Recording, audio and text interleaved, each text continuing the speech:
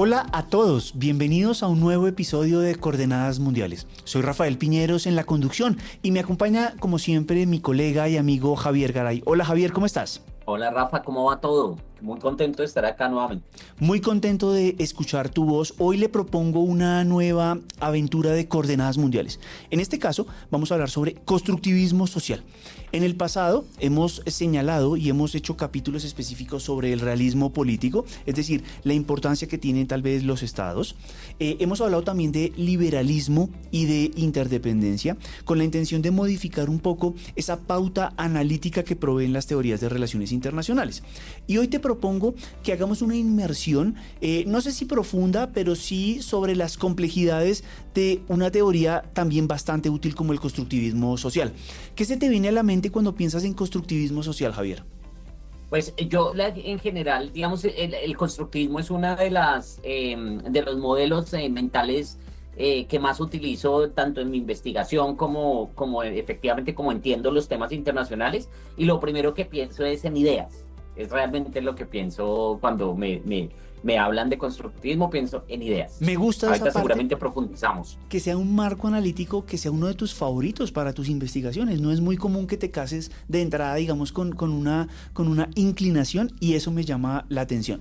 Para mí, con la intención de proveer una distinta a la tuya que también comparto, sería interacciones, ¿no? Y es que en ocasiones las interacciones entre los distintos actores se modifican en el tiempo, se modifican por la coyuntura específica que se esté viviendo, o sencillamente porque hay diferencias políticas, ideológicas o de otra naturaleza que generan tensiones, conflictos o modificaciones sustanciales sobre los comportamientos de los actores. Pero para eso y mucho más, los invitamos a que nos sigan en este episodio de Coordenadas Mundiales.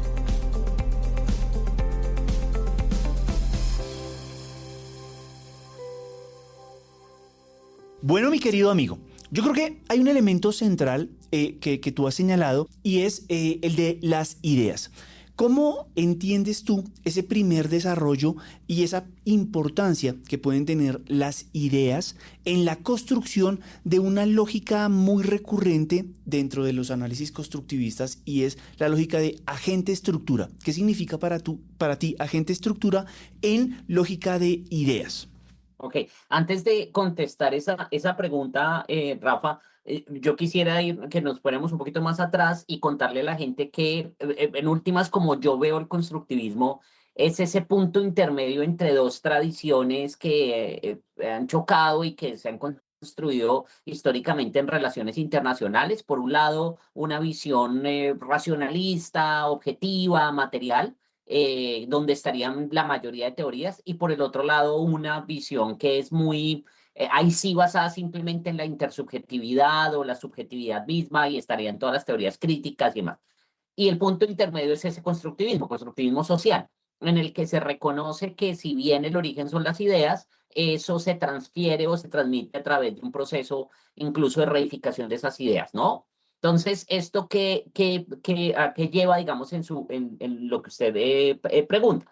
En últimas, lo que dice y la forma como se puede explicar desde el constructivismo esa relación entre estructura, quiere decir el entorno, el contexto general del ámbito internacional, y el agente, es que hay una interacción fluida en la y digamos, involucra muchas de las concepciones de los dos puntos de vista, porque uno podría creo que en el capítulo de realismo hablamos de algo de Waltz, y decíamos, por ejemplo, cómo Waltz considera que casi que el contexto internacional determina simplemente de una forma los resultados y el comportamiento de los agentes, pero por el otro lado, desde una posición, no sé, crítica, marxista o lo que sea, o posmoderna, son las ideas y la subjetividad, además de unas concepciones que llevan a una vida. Mientras que el constructivista dirá, no, mire, él es el actor también, el actor y la interacción entre actores, y por lo tanto hay una relación mutua, simbiótica entre estructura y agente,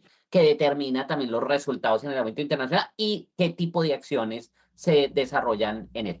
Y me gusta la forma Es en la que más o usted menos como yo lo diré.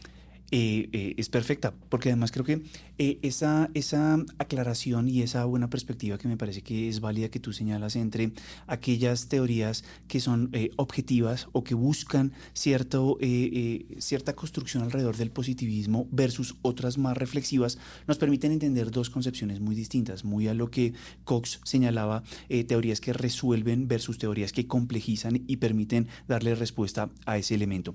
Coincido contigo, y también acá hay un elemento tal vez para adicionar, y es que la estructura, al no ser una construcción fija, se modifica, y por eso hay momentos o periodos en los cuales es útil o puede ser útil una construcción dicotómica de la estructura, tal como se hizo durante la Guerra Fría, y eventualmente eso no estaba prescrito sobre piedra ni mucho menos, sino que cambia conforme cambien o las interacciones y, por supuesto, la capacidad material y el mundo social o la construcción social. Y ahí viene el otro elemento que me gustaría destacar para este análisis de agente-estructura. Los agentes moldean y modifican de acuerdo a sus concepciones, sus ideales y la práctica misma. Y eso es lo que llamamos el hecho social, ¿no? Uno puede tener una estructura de pensamiento más o menos fija.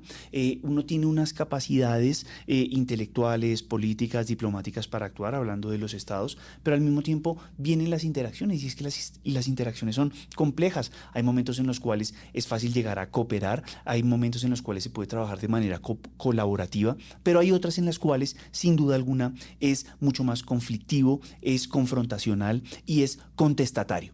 Y, por lo tanto, las estructuras de poder, las estructuras de capacidades pueden ser transformadas, modificadas a partir de esa serie de interacciones. Yo creo que hay otro elemento que me parece central, digamos, dentro de este desarrollo teórico, y es el de las identidades. ¿Qué significa para ti las identidades y cómo crees que pueden ser importantes dentro de la lógica de construcción del constructivismo social en relaciones internacionales? Ok, Rafa, la identidad es en general, o como yo lo concibo, es un conjunto de atributos, de características que tienen los agentes en un determinado contexto. ¿Y eso qué quiere decir por contexto? Hay que recordar que la identidad, por lo menos hay de dos tipos. Hay otra que menciona, de hecho, Alexander Wendt, que es uno de los autores que más se estudian cuando hablamos de constructivismo social, pero hay dos que son determinantes en el comportamiento internacional de los agentes, que es por un lado la identidad corporativa y por el otro lado la identidad social. Entonces, retomando lo que yo había dicho antes, la identidad corporativa es ese conjunto de características más de cómo se ve el agente a sí mismo. Es decir, cómo, por ejemplo, en el Estado, porque aquí es importante, Wendt también lo plantea, también los constructivistas pues son muy, entre comillas, estatistas, consideran que realmente el actor, el agente más importante en el ámbito internacional son los Estados, ellos digamos, no se desgastan en ello. Pero sí los estados tienen formas diferentes de concebirse a sí mismos, y eso es la identidad corporativa. Y la social, que tiene que ver con cómo los demás ven a ese estado, ¿no? Y cómo lo conciben y cómo lo entienden, qué características le atribuyen para explicar y para concebir ese estado. Eso es lo que yo diría del tema de identidad. Además, esas identidades pueden ser rasgos, valores o creencias que se van construyendo con el tiempo, y que nuevamente los constructivistas en eso, yo creo que tú lo dijiste de una manera muy clara, son fluidos, ¿no? Esa identidad, por ejemplo, de los estados alrededor de país caribeño, pacífico, andino, pues también implica una serie de comportamientos que se deberían reflejar justamente en lo que usted señala, y es la interacción frente a terceros. Una cosa es cómo yo me quiero ver, y yo me quiero ver como un Estado amigo de la paz y la seguridad internacional. Sí, pero cuando se trata de definir los límites territoriales o cuando se trata de hablar de un asunto económico y comercial con el vecino, pues le saco los taches y digo que es mi peor pesadilla, mi peor cáncer. Pues ahí hay un problema serio en lo que usted denomina esa identidad social. Y las identidades en teoría son importantes desde mi perspectiva porque permiten la generación de intereses, ¿no? Es decir, Si eventualmente un país se define como caribeño, pues uno esperaría o aspiraría a que los comportamientos reflejen ese sentir caribeño. ¿Y cómo se refleja? Pues obviamente con una aproximación que permita acercar posiciones, que permita construir lenguajes comunes que favorezcan y que faciliten el trabajo colaborativo con los demás.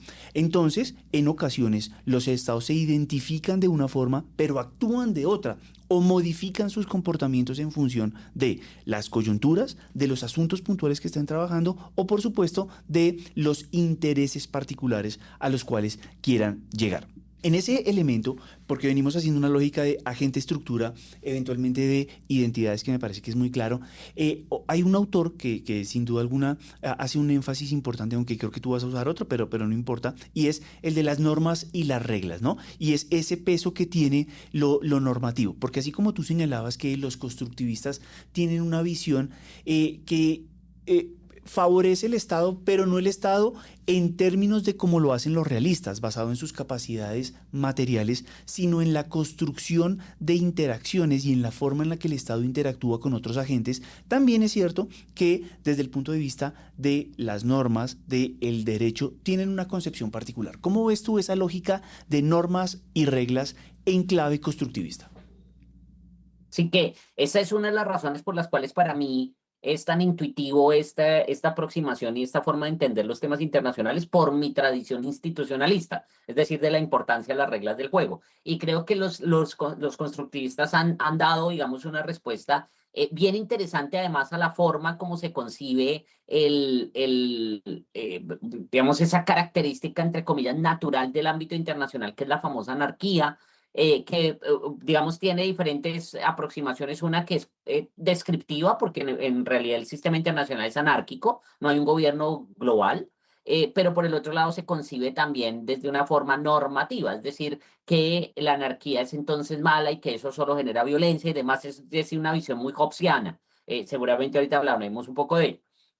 Mientras que los constructistas dicen, o algunos de ellos, dicen, no, es que el sistema internacional no es necesariamente anárquico o no es necesariamente esa visión normativa negativa de la anarquía porque existen las reglas. ¿Y eso qué quiere decir? Que los estados, los agentes creen en la necesidad no solamente de cumplir, sino que siguen las reglas para poder actuar en esa comunidad, esos límites, que tal vez ese es uno de los temas más relevantes en la actualidad, en donde se cuestionan las reglas vigentes, esas normas internacionales vigentes, y se ponen en duda, digamos, algunas de ellas para la actuación y para los límites de actuación del ámbito de los estados. En términos de normas y reglas, a mí me gusta mucho la construcción que hace un autor que es Nicolás Onuf, en el sentido de las reglas pues son establecidas y permiten justamente que los agentes provean una lógica de orden en sus comportamientos, de compromisos y por supuesto de elementos que se deben cumplir, ¿cierto? Pero las normas van en los procedimientos. La regla puede indicar, por ejemplo, que el ingreso a el trabajo es a las 8 de la mañana, pero los comportamientos, ¿cierto? Es lo que refleja si las personas realmente lo cumplen o no y si esa norma establecida es realmente importante para el desarrollo de la sociedad o no. Y ahí hay un elemento central, Javier, en el ámbito internacional, y yo creo que podríamos, si quiere, debatir un poco sobre ello, y es el relajamiento sobre justamente las reglas y las normas, en el sentido de el peso de los tratados y de los compromisos internacionales. Porque es que en ocasiones creo que los compromisos internacionales, si bien son importantes y son necesarios para darle una especie de sentido en el comportamiento a los estados, al mismo tiempo hemos visto que se han venido erosionando, ¿no? Que los comportamientos en el día a día frente a las interacciones genera mayor conflictividad, genera mayor tensión y por supuesto erosiona la capacidad de los estados para cumplirlas y de otros organismos que no tienen la legitimidad o la autoridad para hacerlos cumplir. ¿Cómo ves tú ese elemento de relajamiento del cumplimiento de reglas y de normas?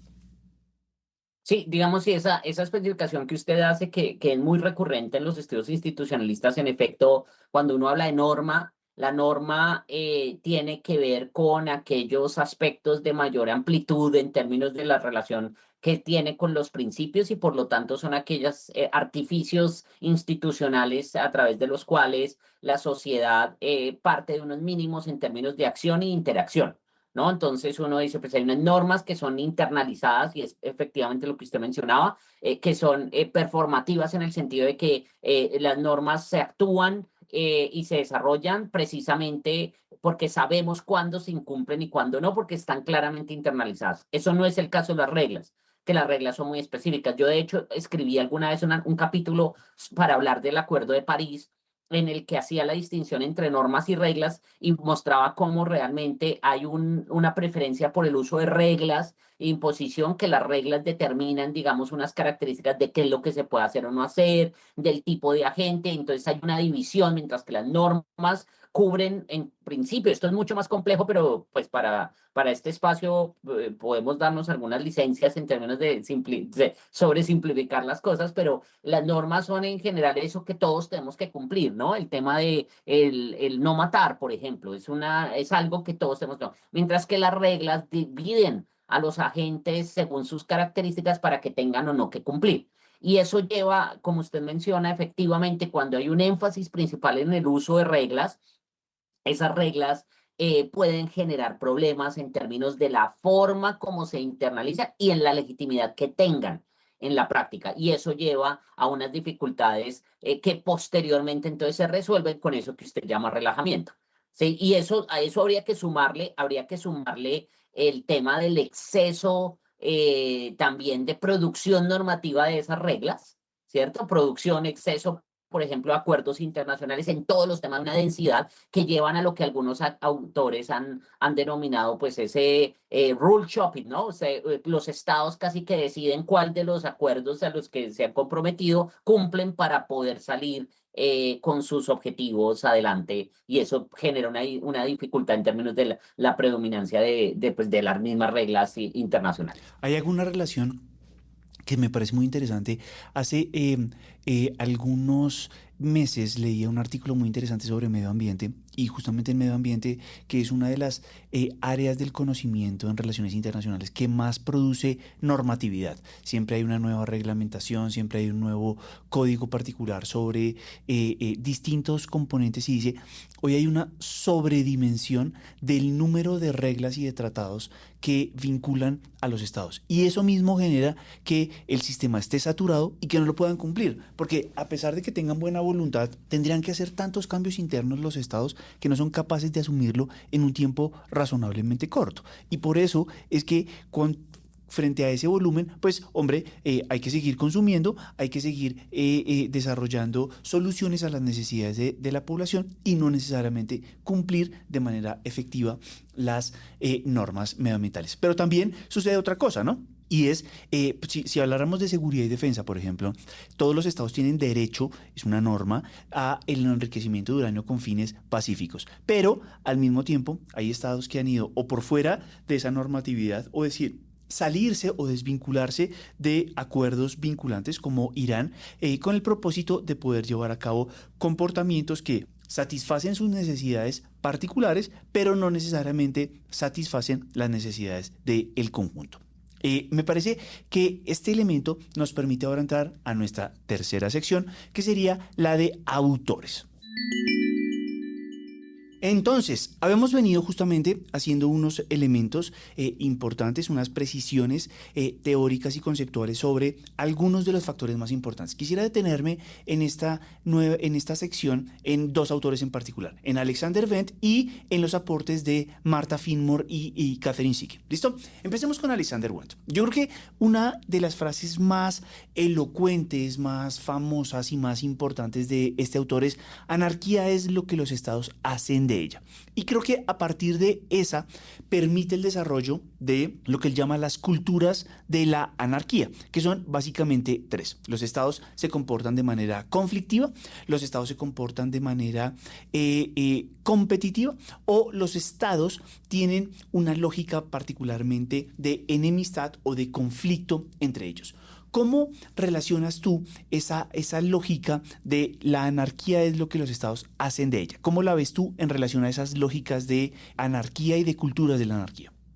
Pues que está relacionado con lo que había mencionado antes, precisamente. Efectivamente, el constructivismo no cuestiona, porque eso es un debate que hay sobre todo entre esos materialistas que yo había mencionado antes, de si el sistema internacional es anárquico o no, pero porque hay una concepción normativa, mientras que los constructivistas, y en particular Wendt, él no se pone a discutir si hay o no esa anarquía, sino que dice, bueno, lo que pasa es que la anarquía no lleva a un solo resultado, la anarquía depende de cuál es la concepción que se tiene sobre la existencia más bien la ausencia de ese gobierno mundial, es decir, de esa unificación o centralización del poder en una misma organización. Entonces, dependiendo de si los agentes ven todos a los demás como una amenaza y como un choque constante, pues claramente se configura esa sociedad o ese aspecto internacional de un carácter hobbesiano. Si se considera que efectivamente el tema es simplemente seguir reglas, entonces está más lockeano, y si todos se consideran incluso que pueden cooperar y ser amigos, no sé qué, entonces va a ser un poco más kantiano, ¿no? Es más o menos, de nuevo, sobresimplificando toda la discusión, pero en últimas ahí está la relación, de nuevo, de la concepción de las ideas, de la forma como se ve el mundo y cómo lo ven los agentes, y eso que, como usted había mencionado antes, eso determina esos intereses y en el agregado configura pues unos comportamientos en el ámbito internacional. Sabe que desde mi punto de vista, Javier, acá hay un factor diferencial y diferencial positivo a favor del constructivismo respecto a otras teorías, porque es que desde mi perspectiva, cuando usted tiene un lente realista para analizar la realidad, usted ve unas relaciones mucho más directas, ¿no? Mucho más determinadas. Cuando usted analiza desde el liberalismo, usted trata de medir y hacer inferencias a partir de eso que usted señalaba cuando hablamos de interdependencia, de sensibilidades, vulnerabilidades, de ventajas y de cómo gano yo respecto a una relación. Pero creo que acá Alexander Wendt y otros constructivistas que siguen esa misma lógica le ponen ese carácter reflexivo, ¿no? Y es que, ojo, ustedes como agentes, señores Estado, señores empresas u organizaciones que tradicionalmente tienen y desarrollan interacciones en una maraña de red internacional, porque hoy los problemas del siglo XXI no son solucionados solo por los Estados, se requiere de otros agentes. Y al incluir otros agentes, ahí el constructivismo tiene desde mi perspectiva, tiene una ventaja. Complejiza, no resuelve. Y ahí es donde los realistas critican, porque el realismo está dirigido principalmente a resolver, a darles respuesta. Pero el constructivismo dice, ok, acá vamos a abrir un poco esa cadena y vamos a señalar tres elementos. O los estados tienen profundas enemistades, y va esa famosa frase del libro de Social Construction of International Relations, y es, pues, una cosa es una bomba nuclear en manos de la Unión Soviética o la Federación Rusa o de Cuba, y otra en manos de Francia o del Reino Unido, ¿no? Porque hay unas culturas distintas y esas culturas reflejan historia, y yo creo que ahí vinculan de una manera acertada, no quiere decir que otras teorías no lo hagan, pero vinculan de una manera importante la historia cuentan las interacciones y quiénes hacen la política, ¿no? Los discursos, es decir, cómo el planteamiento de amigo-enemigo, cómo el planteamiento de rivalidad puede ser importante, y al mismo tiempo nos permite complejizar y tratar de entender cómo los distintos agentes pueden conformar relaciones más pacíficas, más cooperativas, o sin duda que haya elementos de profunda división que no facilitan el acercamiento. Y yo creo que ahí provee más respuestas, o como lente analítico se convierte en un elemento que a los tomadores de decisiones los debería llevar a contemplar varios factores a la hora de determinar relaciones, a la hora de caracterizar, porque no tienen un carácter determinista, y eso era un elemento que quería señalar. No determina, sino que por el contrario complejiza y invita a tener en cuenta una perspectiva más holística de relacionamiento. Pero sé que a usted le gusta, que también las han utilizado, estas dos muy buenas autoras, que son Martha Finmore y Catherine Sickin. Y estas autoras, en particular, alrededor de la difusión de las normas, del efecto que tiene la construcción de las mismas, nos llevan a una reflexión que también es válida y que sirve como complemento a las discusiones que hemos mantenido el día de hoy. Entonces, ¿cómo ves tú esa lógica de Martha Finmore y Catherine Sickin en lógica constructivista? Bueno, sí, yo tendría que decir que, bueno, ya había dicho, ¿no? Uno de los lentes que más utilizo es el constructivismo, entre otras, pues porque así veo el mundo. Entonces me parece muy intuitivo. Y dentro del constructivismo sí que hay una autora que realmente me parece que ha hecho unos aportes muy, muy buenos, que es Fillmore. Definitivamente, y en varios temas, ¿no? En el tema autoridad, en los temas de gobernanza global, en los temas de reputación, por allá tiene unos artículos muy interesantes de, entre comillas, la hipocresía de la política exterior de los Estados Unidos. Bueno, hay una cantidad de aportes y efectivamente como usted señala, es uno de ellos.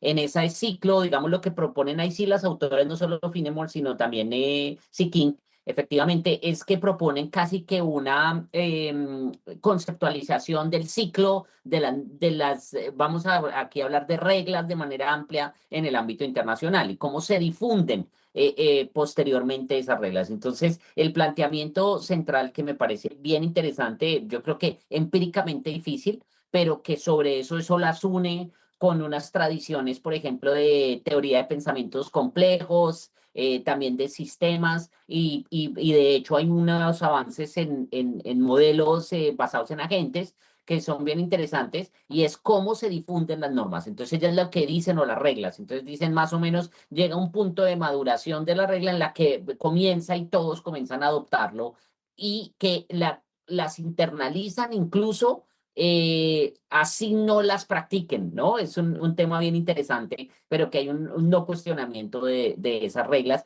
y eso pues efectivamente se ha estudiado, como decía, en otros ámbitos, cuando se habla, por ejemplo, de los procesos de expansión y difusión de los rumores. O de las prácticas sociales que se han adoptado diferentes, también hay silentes para poder explicar cómo y por qué pasa eso, que yo creo que en eso sí las autoras tal vez no profundizan, pues porque no es su interés, pero el planteamiento en sí es muy, muy, muy interesante.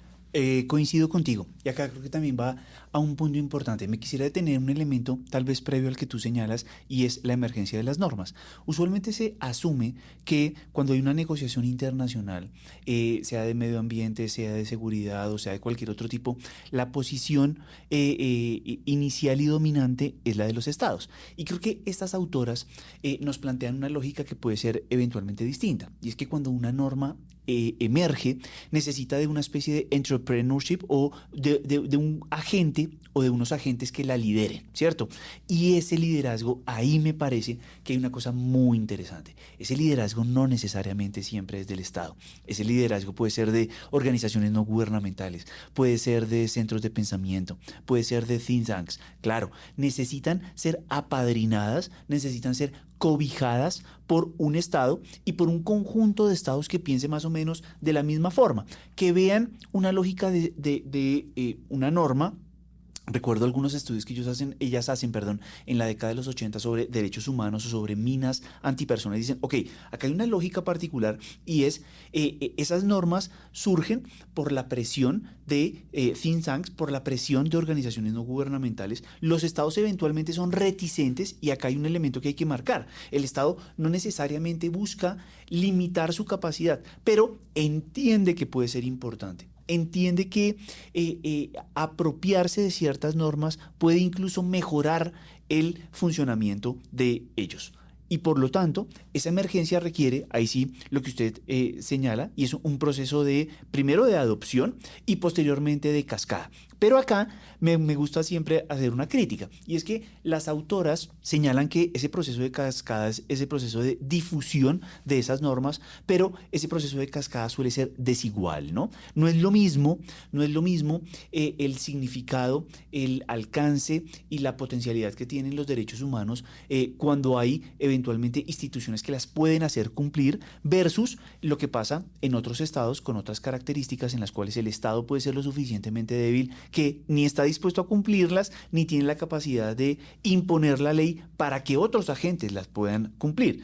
¿Esto qué nos quiere decir? Pues que la igualdad entre hombres y mujeres, que el respeto por los derechos de la niñez o de otras minorías étnicas, sexuales o religiosas, también está en función de lo que el Estado hace independientemente de que se haya comprometido a cumplirlas. Y ahí es donde viene ese proceso de cascada que puede ser diferente y que genera divergencias, condicionando, por supuesto, las interacciones entre los distintos agentes. Y el proceso de internacionalización ya viene más dirigido a, por supuesto, hacerlo global. Entonces, acá tenemos tal vez tres elementos importantes que me parece válidos contarlos. Uno es el elemento de persuasión. Y acá yo creo que cuando uno habla de persuasión en términos realistas, usted habla de incentivos a la coacción, ¿cierto? Usted habla de cómo las capacidades materiales también coaccionan en el comportamiento de otros. Pero los constructivistas buscan justamente esa lógica discursiva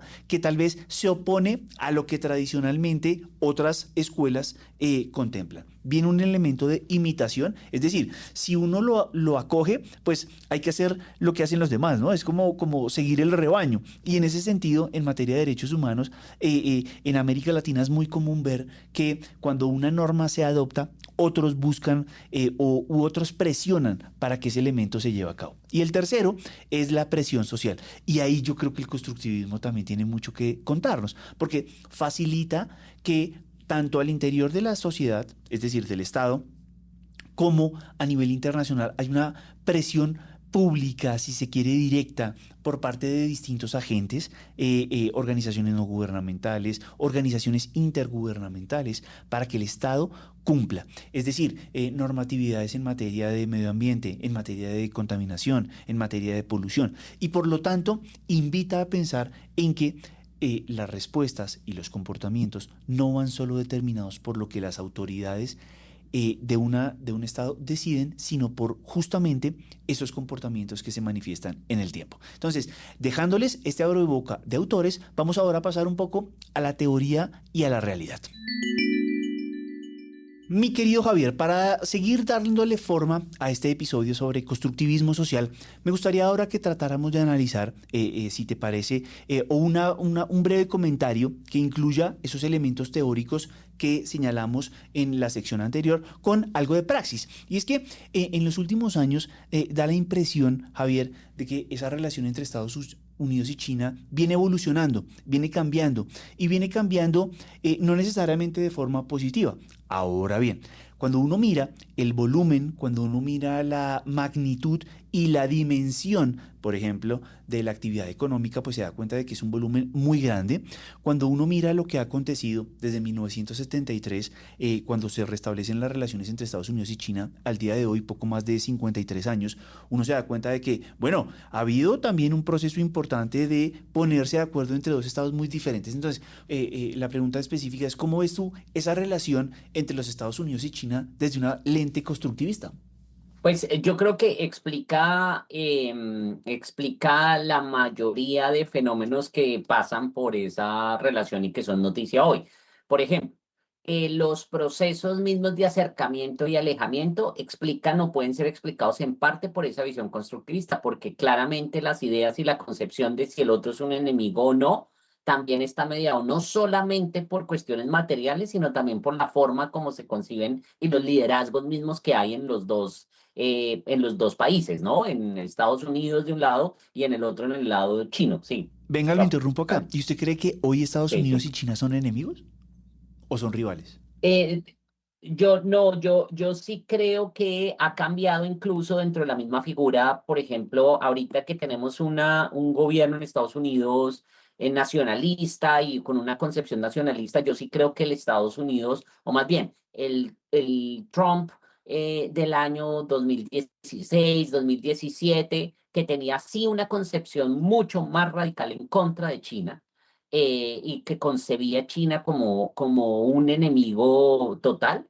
Eso ahora no es tan así en esta segunda presidencia y eso se ha dado, entre otras, por la misma forma como él concibe el poder. Es decir, yo noto que hay una transición en la forma como concibe a China y hay un mayor respeto en términos incluso territoriales. Esa es la visión de Trump y de, bueno, es el territorio entonces de China es de China y eso se debe a ese fortalecimiento. Ahora bien, eso de la figura del presidente, pero yo no estaría tan seguro de pensar que no hay esa concepción de ver a China como un enemigo en otros espacios. Usted hablaba ahorita, por ejemplo, de los centros de pensamiento, hablaba de centros de investigación e incluso, por ejemplo, en el Departamento de Estado. Habría que ver cuál es la concepción que se tiene de China. Y hay un tema ahí central que yo he visto en las últimas semanas, y es una preocupación por la participación de China en, por ejemplo, la difusión de unas ideas que amenazan lo que ellos conciben como la democracia estadounidense y los valores estadounidenses y que eso se ha hecho a través de procesos de pago, digamos, de propaganda. Y bueno, hay unos temas aquí bien interesantes que hacen para muchos ver a China como un enemigo, pero de nuevo depende también de la gente al interior de lo que llamamos Estados Unidos, cuál es la concepción que va a tener de China. Si sigo sus ideas y si sigo su argumentación, me encanta para las personas que escuchan Coordenadas Mundiales esa reflexión, porque refleja que incluso al interior de un agente, como el Estado, es decir, los Estados Unidos, puede haber distintas visiones acerca de cómo tratar y de cómo llevar una relación necesaria. Recordemos que el volumen de intercambio económico y comercial entre los Estados Unidos y China es de más de 800.000 millones de dólares. Eso es mucho dinero que no se puede poner en riesgo simplemente por querer hacer ver a otro como un enemigo. Pero al mismo tiempo, sí coincido con usted en que tal vez el presidente Trump, tanto en la versión número uno como en esta número dos, ha buscado incubar o incrustar una lógica diametralmente opuesta y distinta a las formas y al fondo que tradicionalmente manejaba los Estados Unidos. Por primera vez se habló de Estados Unidos como un enemigo, hasta Barack Obama e incluso en la primera administración de Biden se hablaba más bien como de un rival, ¿no? ¿Cómo tenemos que sobrellevar esto? Hoy esas posiciones, si bien ha habido matices, como usted lo señala, una cosa era el Trump del 2018-2019 y otra el del 2025-2026, que se dio cuenta incluso que las acciones que lleve a cabo China pues pueden poner en riesgo la provisión de materiales raros o de tierras raras por parte de los Estados Unidos necesaria para la producción de armas y de otros componentes electrónicos. También es cierto que siento que si bien el discurso es uno, pues Estados Unidos demuestra con sus acciones que le da la mayor importancia, tanto así que en la última visita de Estado del presidente Trump, los más importantes CEO estaban con el presidente y trataban de señalar cómo acá hay una relación estructural que no necesariamente se tiene que dirimir a partir del conflicto, sino que debemos buscar mecanismos. En esa búsqueda de mecanismos, por supuesto, también se empodera ese otro actor, ¿no? Tal vez más difuso porque nosotros tal vez a veces asumimos que la República Popular China toma las decisiones basadas en la opinión o en la percepción de los líderes del partido, pero también vemos que al interior de las fuerzas militares o de otros actores relevantes de la sociedad puede que haya diferencias y refleja ese proceso de complejidad que usted está señalando. Vámonos con otro caso que me parece relevante. Hemos analizado acá un poco o hecho algunos comentarios mejor sobre la relación entre Estados Unidos y la República Popular China, pero hay otro que en las últimas 2 o 3 décadas ha evolucionado y que hoy genera profundo conflicto, y es la seguridad y defensa en Europa. ¿Por qué? La desintegración de la Unión Soviética parecía acabar un enemigo claro y visible, que era la Unión Soviética, especialmente para los países que hacían parte de la OTAN. Algunos países de la cortina de hierro, como Polonia, como Rumania, ingresaron incluso a la Organización del Tratado del Atlántico Norte, así como muchos países de Europa Central y del Este. Pero primero en el 2014, luego en el 2022, la Federación Rusa ataca y la Federación Rusa genera una guerra contra el Estado de Ucrania. ¿Cómo crees que se ha venido transformando esa cultura de seguridad en Europa a partir de esos profundos cambios que ha habido en las culturas de seguridad?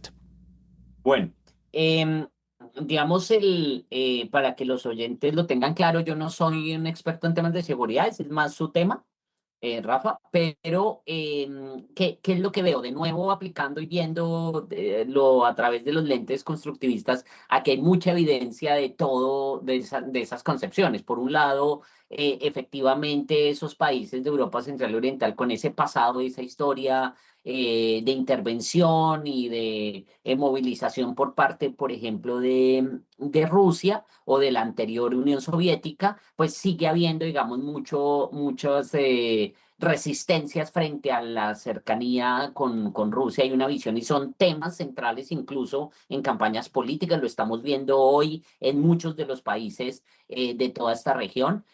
Pero también desde el punto de vista del mismo desarrollo y de la forma como se conciben en el ámbito internacional. Y por eso en oposición, y ahí uno ve mucho más radical la visión de en contra de todo lo que sea que represente o pueda representar Rusia como sucesora de ese pasado. Y ahí habría otro tema interesante desde el constructivismo, que es cómo realmente la Unión Soviética puede ser reflejo también de una visión y de una forma de ejercicio del poder que no era solamente los comunistas, digo los bolcheviques, sino que también es resultado de una tradición histórica rusa de Pedro el Grande, sí, de esa visión de consolidación del poder. Y por el otro lado también están los móviles de acción de Rusia, de cómo la figura misma de Vladimir Putin, por ejemplo, concibe primero el poder, pero segundo también esas reivindicaciones históricas que lo ha dicho, ¿no? De ese pasado de imperio, etcétera, pero adicionalmente también está la visión que tiene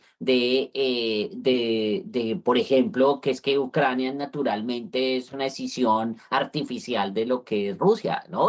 Son muchas cosas que todas pasan por esa visión, esa conceptualización que claramente van cambiando. E incluso diría una que usted no mencionó, que es un tema interesante, y es cómo la misma visión europea y algunas ideas europeas generan unos efectos hoy en términos de esa relación que tienen con Rusia. Por ejemplo, la decisión de Alemania de determinar el uso de la energía nuclear, porque había unas ideas en torno de cómo eso podría causar accidentes y resultan generando una dependencia, por ejemplo, de la importación de gas ruso, y ahí hay un tema también interesante que se puede estudiar desde el constructivismo y es cómo los europeos creen que si ellos no producen los materiales no importa, pero la polución se da en todas sus fronteras. Entonces es interesante por todos los lados y por en diferentes temas cómo se podría aplicar en la visión constructivista a esto que sucede en el ámbito internacional. Pero me parece que es muy claro tu análisis y me gusta mucho, porque uno podría pensar que en ese carácter evolutivo de las relaciones del constructivismo y de las relaciones en materia de seguridad y defensa, uno podría pensar que Rusia nunca ha querido, Rusia nunca ha deseado o Rusia nunca ha tenido la intención de adaptarse plenamente a una cultura de seguridad realmente europea, a pesar de que lo dicen.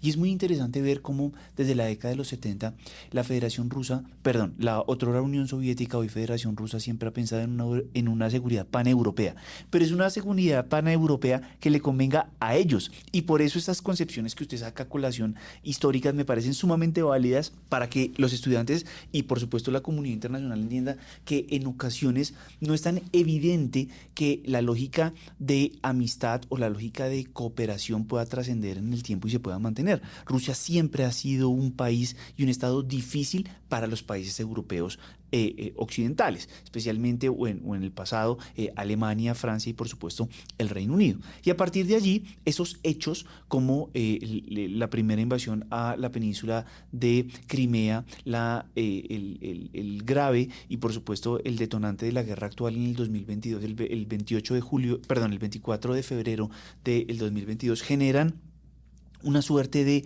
lógica de conflicto. Y eso lleva, por supuesto, a reacciones desde el punto de vista europeo. Entonces hay que trabajar de manera más armónica al interior de la OTAN, hay que trabajar de manera más armónica de manera individual, pero esos comportamientos no han sido suficientes para transformar, primero, la lógica del conflicto y segundo, la lógica en la cual, de manera particular, pues los estados no encuentran una vía que permita resolver y que permita instaurar un orden distinto al que se viene desarrollando. Ese me parece bien interesante. Vamos cerrando estas discusiones que hemos tenido el día de hoy sobre un elemento central. antes de ir con nuestros recomendados, y es, si tuvieras que hacerle una crítica al constructivismo, ¿cuál sería y por qué? ¿Dónde crees que se limita? Hemos hablado de las bondades, hemos hablado de los beneficios, hemos hecho algunos comentarios sobre la praxis, pero ¿dónde crees que podría ser una limitante o una crítica particular hacia esas ideas de constructivismo social? Sabe que yo, y es una crítica que le he hecho de nuevo por la forma como yo concibo y hago el proceso de investigación, y es entonces una crítica que uno podría decir entre comillas metodológica, si se quiere, pero que esto remite, y seguramente si nos escuchan antropólogos o sociólogos o demás, seguramente tendrán algo para decirnos y le agradeceríamos que si lo hacen, si nos dicen y nos dan indicaciones, pero hay algo de lo cual yo siempre he dudado y es la mayoría de los conceptos sobre los que trabaja el constructivismo tienen difícil aplicación práctica. Es decir, por ejemplo, hablamos y comenzamos diciendo identidad. Pues listo, sí, el concepto es claro. Ahora bien, identidad, ¿cómo la demuestro? Es decir, ¿cómo capturo realmente la identidad social o corporativa? Yo he hecho algunos intentos de hacerlo en diversos libros y capítulos, pero siempre siento que falta algo. Es decir, por ejemplo, uno puede señalar y caracterizar a un país como Estados Unidos, como decir que tiene una identidad corporativa y que son los salvadores del mundo, ¿no? Que ellos creen que están haciendo el bien por el resto del mundo. Bueno, ¿cómo se determina eso? Es por lo que dicen en los líderes políticos en los discursos, pero esos discursos sabemos que no son necesariamente el reflejo de sus verdaderas creencias, o es por encuestas, y si son por encuestas, es el umbral para poder decir que sí es o no. Entonces, son dudas que yo tengo y que hay mucha literatura sobre eso, intentos de medir, intentos de hacer, pero yo creo que sigue faltando mucha más claridad. Y lo otro que sigue, pero esto sí es algo que es insuperable, y es cuál es la relación con las cuestiones materiales, porque igual la realidad sí es independiente de los observadores y por lo tanto sí hay unas cuestiones materiales que van a seguir siendo importantes para la conformación misma de las ideas. Y entonces ahí viene una discusión que digo, eso es histórico porque eso nos remite incluso a Hume y a todos aquellos que han desde la misma filosofía conceptualizado esa forma de dónde surgen las ideas y por qué las tenemos y demás. Me gustan mucho sus críticas porque creo que de una u otra forma se relacionan con las que voy a hacer. En primer lugar, desde el punto de vista liberal, usualmente se suele criticar la medición y el impacto. Y creo que ahí usted tenía también un elemento y es justamente sobre ese carácter de las identidades, pues no es muy claro y no se puede reflejar a ciencia cierta hasta qué punto un Estado abandona sus identidades cuando tiene un comportamiento puntual o específico que no refleje el grueso de lo que es. Es decir, un Estado liberal en ocasiones puede terminar apoyando una dictadura o un régimen autoritario con el propósito de conseguir un objetivo específico de política exterior. Entonces, eso lo hace abandonar completamente su identidad. Es difícil de medir y es difícil de cuestionar el impacto preciso que esto tiene. Pero a mí me gusta mucho, también como para anteponer esa lógica que me pareció muy válida y necesaria, cuando usted señalaba al inicio de este capítulo que hay dos grandes concepciones de entender las teorías y los conjuntos, unas desde el punto de vista positivista y la otra desde el punto de vista reflexivista. Los realistas identifican en el constructivismo una suerte de idealismo, ¿no? Una suerte de a partir de las interacciones se pueden modificar comportamientos y eso yo creo que tiene sus límites y sus límites justamente se verifican cuando en una relación de mediano o de largo plazo, para volver a los temas de seguridad en el continente europeo, pues no siempre se puede confiar de Rusia, a pesar de que en el año 91 se conforma un nuevo estado eventualmente distinto al que hay hoy en día, pero eso no implica que no tenga unas ansias de amplitud, eso no implica que no amenace o amedrante y por lo tanto esas culturas de la anarquía pues son significativamente susceptibles. El realismo diría, el Estado tiene un propósito claro, un propósito preciso y se mantiene en el tiempo. Los constructivistas, por el contrario, son, yo no diría que más flojos, pero sí son cambiantes respecto al contexto. Y ese contexto en ocasiones no permite con precisión generar una brújula lo suficientemente clara para saber hacia dónde aspira y hacia dónde se dirige. Muchas gracias, Javier, por tu compañía, por tu apoyo, por tu argumentación. Vamos justamente con los recomendados antes de cerrar nuestro programa. ¿Qué quisieras recomendarle el día de hoy a las personas que quieren profundizar sobre constructivismo social? Bueno, Rafa, a mí no me gusta hacer lo que voy a hacer, me da pena y todo, pero voy a hacerlo.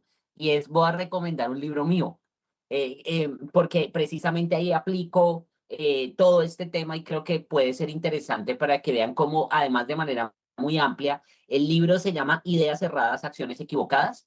Es un libro editado por la universidad y ahí de nuevo tiene un gran enfoque constructivista, una aproximación constructivista y yo creo, y además retomo muchos de estos autores, entonces tiene una solidez ahí teórica interesante que para quienes quieran ver cómo eso en la práctica se puede estudiar, porque además el tema es de otra cosa completamente diferente que es el régimen internacional de desarrollo. Es un libro sobre desarrollo, pero donde utilizo constructivismo, pero además otras teorías que pueden ser interesantes. Entonces, recomendado, mejor dicho, y ahí sí voy a decirlo, súper recomendado. Por supuesto que sí. Yo me voy por uno tradicional, uno clásico que hablamos el día de hoy. De hecho, es un artículo, no es un libro. Es el artículo de Anarquía es lo que los estados hacen de ella, la construcción social del poder político de Alexander Wendt. Ese artículo salió publicado en el año 1992 en la revista International Organization y me parece que refleja el grueso de una teoría. Por supuesto que este artículo es una parte de un libro fundamental, también escrito por él, sobre el constructivismo social. Y ahí es donde se plasma a grandes o a grosso modo una forma particular de entender la realidad de una manera distinta, y ese era el abrebocas que queríamos tener con este episodio, de cómo esta teoría se antepone a realismo, liberalismo o interdependencia, se convierte en una ruta intermedia como lo señalaste tú, y por supuesto esperamos que sea del interés de toda la comunidad. Javier, ha sido un placer nuevamente estar contigo en los micrófonos de Coordenadas Mundiales. Lo mismo, Rafa, muchas gracias. Es un tema súper interesante que yo creo que hay que retomar y hacer varios episodios sobre esto. Por supuesto que sí. Y Coordenadas Mundiales es un equipo. Queremos agradecer especialmente a Lorena Sánchez en producción y edición y a Sara Navarro en contenidos digitales y redes sociales. Muchas gracias a todos. Recuerden seguir a Coordenadas Mundiales en las redes sociales de la Escuela de Relaciones Internacionales de la Facultad de Finanzas, Gobierno y Relaciones Internacionales. Buen día, buena noche y buen vivir para todos.